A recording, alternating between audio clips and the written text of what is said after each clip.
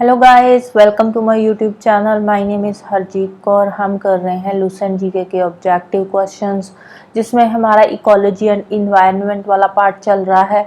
इसके पहले के 20 क्वेश्चंस मैं ऑलरेडी डिस्कस कर चुकी हूँ पार्ट 1 में। आज हम शुरू करेंगे क्वेश्चन नंबर 21 से। तो क्वेश्चन है, in which ecosystem grassland is included. Grassland कौन से इकोसिस्टम में आता है? तो ये आता है टेरेस्ट्रियल इकोसिस्टम में।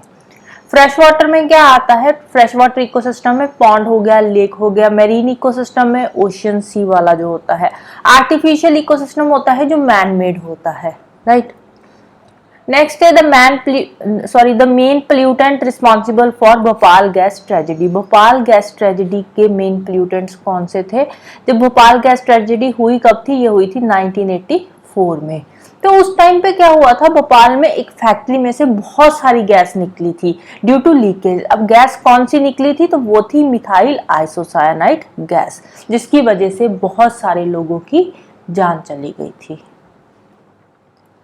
नेक्स्ट है, an organism which can monitor air pollution is. Air pollution कौन सा ऑर्गेनिज्म मॉनिटर करता है? तो वो है लाइकन्स।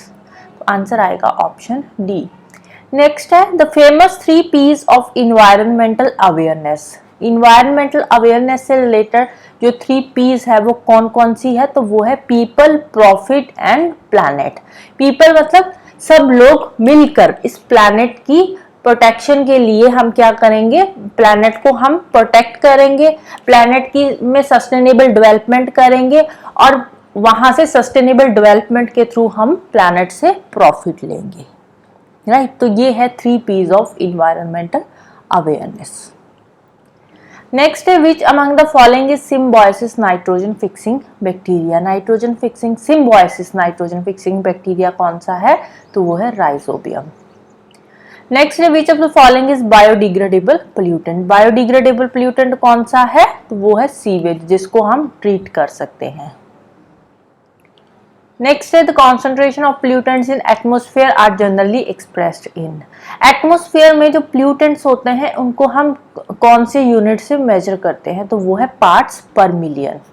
तो आंसर आएगा option D.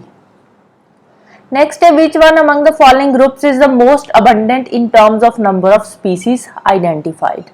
Number of species identify की टर्म में कौन सा है जिसका ग्रुप सबसे बड़ा है? तो वो है इंसेक्ट्स। तो आंसर आएगा ऑप्शन डी। नेक्स्ट है, mulching and agronomic measure of soil conservation is very effective because it. सबसे पहले बात आती है मल्चिंग होता क्या है। मल्चिंग का मतलब होता है कि जैसे जो स्ट्रॉ वगैरह होता है उसको जमीन के ऊपर बिछा देना। स्ट्रॉ मतलब जैसे राइस की हार्वेस्टिंग होती है या फिर व्हीट की हार्वेस्टिंग होती है, उसके बाद जो पीछे बच जाता है, राइट, जो भी पीछे वेस्ट बचता है राइस के बाद में या व्हीट के बाद में, जो स्ट्रॉ वगैरह वो बचते हैं, तो उसको जमीन के ऊपर जो बिछा देते हैं उसको बोलते हैं मल्चिंग। तो मल्चिंग से क्या होता है? सॉइल इरोजन कम होती है। इसे हम सॉइल को प्रोटेक्ट कर सकते हैं, क्योंकि सीधी सी बात है, आप देखो यहाँ पे सॉइल है, सॉइल के ऊपर यहाँ पे हम अगर स्ट्रॉ वगैरह कुछ बिछा देंगे छोटे छोटे स्ट्रॉ से, तो उससे क्या होगा? उससे सॉइल तो नीचे रह जाएगी ना। अगर हवा भी चलेगी तो उससे सॉइल इरोजन कम होएगी, मिट्टी नहीं उड़ेगी, राइट। अगर पानी भी आ रहा है तो ऊपर वाले स्ट्रॉ जो होंगे वो उड़ जाएंगे, लेकिन सॉइल जो है वो हमारी प्रोटेक्टेड रहेगी, राइट। तो इफेक्टिव मेथड कैसे है? फर्स्ट है, इट प्रोटेक्ट सॉइल फ्रॉम गली इरोजन। गली इरोजन से रोकता है। गली इरोजन क्या होता है? जैसे पानी बहता आता है तो बहुत डीप तक सॉइल को इरोड करके ले जाता है, एक बीच में ऐसे खाई सी बन जाती है, एक गली सी बन जाती है, जिसको बोलते हैं गली इरोजन। सेकेंड है, protect soil from sheet wash and wind erosion. Wind erosion से सॉइल को प्रोटेक्ट करता है। शीट वॉश से, शीट वॉश क्या होता है? हवा आई और ऊपर की एक लेयर सॉइल की उड़ा कर ले गई, उसको बोलते हैं शीट वॉश। तो इससे भी प्रोटेक्ट करता है, बिल्कुल सही है, फर्स्ट वाला भी करेक्ट था।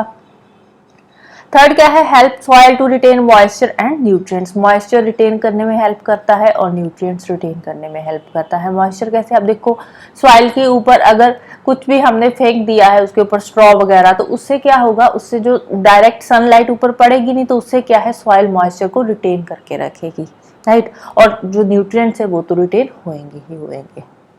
तो आंसर आ जाएगा ऑप्शन डी 1, 2 एंड 3। नेक्स्ट है, which of the following can be found as pollutants in the drinking water in some parts of India. Drinking water में कौन कौन से प्लूटेंट्स होते हैं? एक तो होता है आर्सेनिक, दूसरा फ्लोराइड और तीसरा होता है यूरेनियम। तो आंसर आ जाएगा 1, 3 एंड 5 ऑप्शन सी। नेक्स्ट है consider the following pairs. Nokrek biosphere reserve.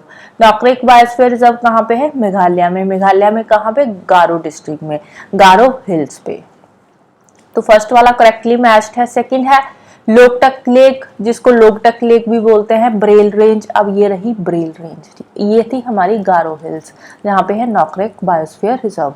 Second Barail range में है लोकटक लेक, ये ब्रेल रेंज में नहीं है, मणिपुर में है लेकिन ब्रेल रेंज पे नहीं है, ये आता है यहाँ पे सेंटर में आती है मणिपुर के Loktak lake.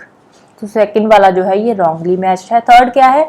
Namdapha national park Arunachal Pradesh में है। डाफला हिल्स ये भी अरुणाचल प्रदेश में है, बट जो नामदाफा नेशनल पार्क है ये डाफला हिल्स पे नहीं है। डाफला हिल्स की लोकेशन है यहाँ पे अरुणाचल प्रदेश में, लेकिन जो नामदाफा नेशनल पार्क है वो पड़ता है यहाँ पे मिशमी हिल्स और पटकई बम के बीच में पड़ता है, राइट। तो सेकंड और थर्ड जो है ये रॉन्गली मैच्ड है, फर्स्ट करेक्टली मैच्ड है। तो आंसर आ जाएगा A1 ओनली। Next है which one of the following is correct sequence of ecosystem in the order of decreasing productivity। decreasing productivity के ऑर्डर में हमने करेक्ट सीक्वेंस बताना है। तो कौन सा है? फर्स्ट आ जाएगा मैंग्रोव्स। मैंग्रोव्स की प्रोडक्टिविटी सबसे ज्यादा होती है, फिर आते हैं ग्रासलैंड्स, उसके बाद आती है लेक्स और लास्ट में आते हैं ओशियंस। ओशियंस का सैलिन वाटर होता है तो ज्यादा प्रोडक्टिव एरिया नहीं होता। नेक्स्ट है improper handling and storage of cereal grains and oilseeds results in the production of toxins known as aflatoxins, which are not generally destroyed by normal cooking process. और alpha toxins are produced bye.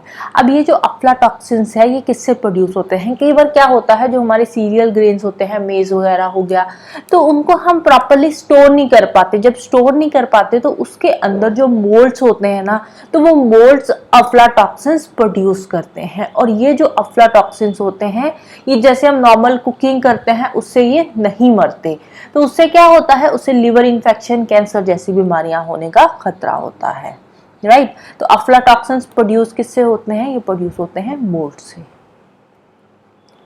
Next है due to improper indiscriminate disposal of old and used computers और their parts which of the following are released into the environment as e waste. अब जब हम properly computers या उसके parts को dispose of नहीं करते तो किस तरह का ई वेस्ट जनरेट होता है? कौन कौन सी उसमें मेटल्स निकलती है, कौन कौन सी मेटल्स उसमें होती है? तो वो होता है beryllium, cadmium, chromium, mercury and lead, right. तो ये सारी मेटल्स जो ई वेस्ट होता है कंप्यूटर्स का उसमें होती है। तो आंसर क्या आ जाएगा? 1, 2, 3, 5 एंड 6 ऑप्शन बी आ जाएगा इसका आंसर। नेक्स्ट है with reference to food chain in ecosystem consider the following statements. A food chain illustrates the order in which a chain of organisms feed upon each other। बिल्कुल सही है। Food chain में क्या होता है? एक organisms दूसरे को खाते हैं। जैसे टॉप लेवल पे प्रोड्यूसर्स आके प्रोड्यूसर्स को काउ गोट वगैरह खा रही है या ग्रास हॉपर्स खा रहे हैं, और इसी ग्रास हॉपर्स को आगे कोई बड़ा जो कैट वगैरह वो खा रही है, और इसी कैट को आगे डॉग खा रहा है, उसको आगे लायन खा रहा है। तो इस तरह से ये फूड चेन जो है आगे की आगे चलती रहती है। एक ऑर्गेनिज्म दूसरे ऑर्गेनिज्म को यहाँ पे खा रहा है। सेकंड क्या है? Food chains are found within the population of species. अब ये जो फूड चेन है ये विद इन द स्पीसीज नहीं होती, क्योंकि देखो यहाँ पे प्रोड्यूसर्स कौन से होंगे? ग्रीन प्लांट्स हो गए, फिर उसके बाद इनको काउ गोट ग्रास हॉपर वगैरह खा रहे हैं, तो ये अलग अलग स्पीसीज के हैं। उसके बाद कैट, डॉग, लायन जो भी इसमें आ रहे हैं तो वो सारे अलग अलग स्पीसीज है। विद इन द स्पीसीज की पॉपुलेशन इसमें नहीं होती, इसके सारी स्पीसीज की पॉपुलेशन इंक्लूडेड होती है फूड चेन में। तो सेकंड वाली स्टेटमेंट यहाँ पे रॉन्ग हो जाती है। थर्ड क्या है? अब food chain illustrates the number of each organism which are eaten by others. अब देखो इसमें नंबर नहीं मेंशन होता। अब यहाँ पे इन्होंने बोला ना कि नंबर, हर एक ऑर्गेनिज्म का नंबर होता है, कितने ऑर्गेनिज्म किस ऑर्गेनिज्म को खा रहे हैं, तो इसमें नंबर मेंशन नहीं होता फूड चेन के अंदर। तो थर्ड वाली स्टेटमेंट अगेन रॉन्ग हो जाती है। तो आंसर आ जाएगा ऑप्शन ए 1 ओनली। नेक्स्ट है consider the following pairs. Corbett national park Ganga river पे नहीं है, कॉर्बेट नेशनल पार्क है रामगंगा रिवर पे। रामगंगा रिवर कौन सी है, ये गंगा की ही ट्रिब्यूटरी है, बट ये गंगा रिवर पे नहीं आता। फिर सेकंड है काजीरंगा नेशनल पार्क, मानस रिवर पे ये नहीं है, ये किस पे है, ये पड़ता है ब्रह्मपुत्रा रिवर पे। फिर साइलेंट वैली नेशनल पार्क, ये किस पे है, ये कावेरी रिवर पे नहीं है, ये किस पे आता है, ये पुजहा रिवर है एक वहां की केरला की, तो वहीं पे ये पड़ता है, राइट। तो आंसर आ जाएगा हमारा नन, ऑप्शन डी। नेक्स्ट है consider the following organisms Agaricus, Nostoc and Spirogyra, which of the above is are used as a biofertilisers. Biofertilisers Nostoc को यूज किया जाता है, अगैरिकस और स्पायरोगायरा को एज ए बायोफर्टिलाइजर यूज नहीं किया जाता। आंसर आ जाएगा ऑप्शन बी, 2 ओनली। नेक्स्ट है which of the following adds nitrogen to the soil.